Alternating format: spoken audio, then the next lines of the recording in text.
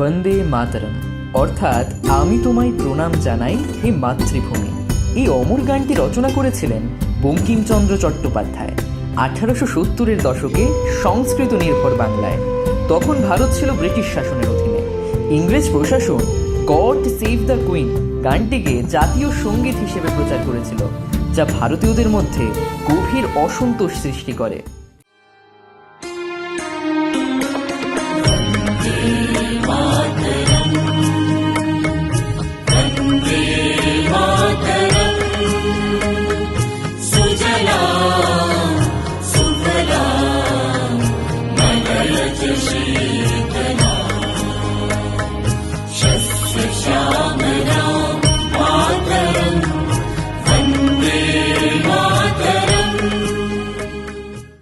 বঙ্কিমচন্দ্র, যিনি তখন এক সরকারি অধিকারী, নিজের হৃদয়ে মাতৃভূমির প্রতি গভীর ভালোবাসা ও গর্ব অনুভব করতেন। তার অন্তরের সেই দেশপ্রেম, সেই পরাধীনতার বেদনা থেকেই জন্ম নেয় কবিতা বন্দে মাতরম, এক গান, এক প্রণাম, এক আহ্বান।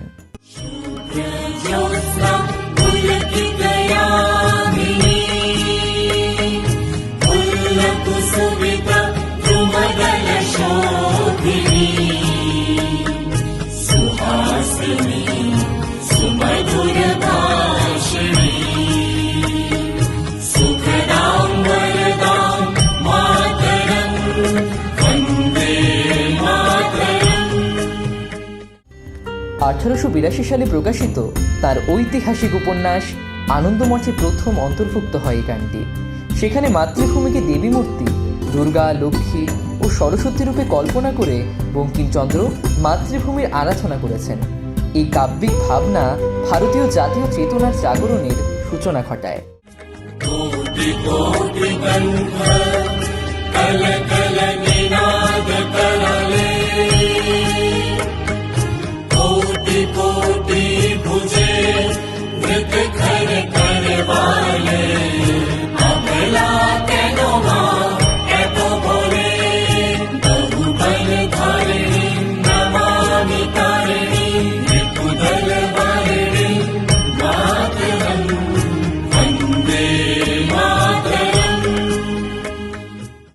বন্দে মাতরমের প্রথম সুর দেন যদুনাথ ভট্টাচার্য।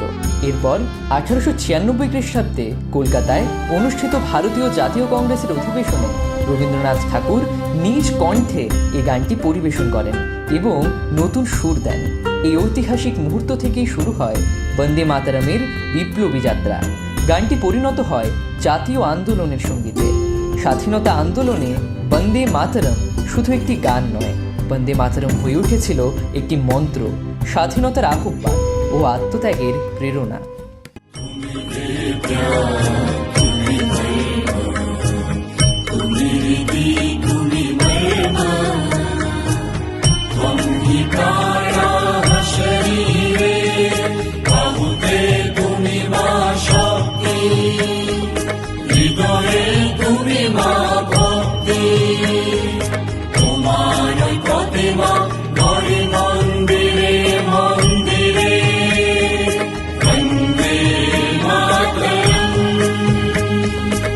স্কুলের ছাত্র থেকে শুরু করে স্বাধীনতা সংগ্রামীরা সবাই এক সুরে উচ্চারণ করতেন বন্দে মাতরম।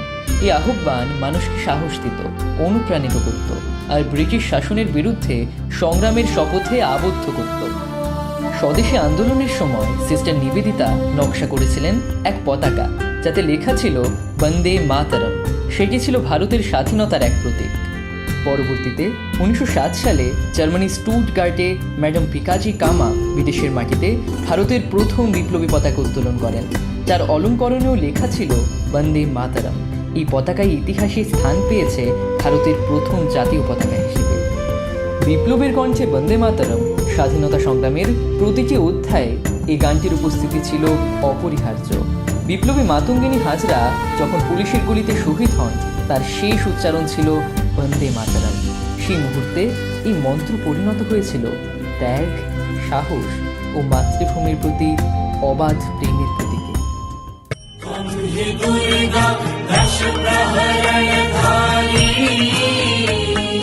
कमला कमल दल विहारिणी वाणी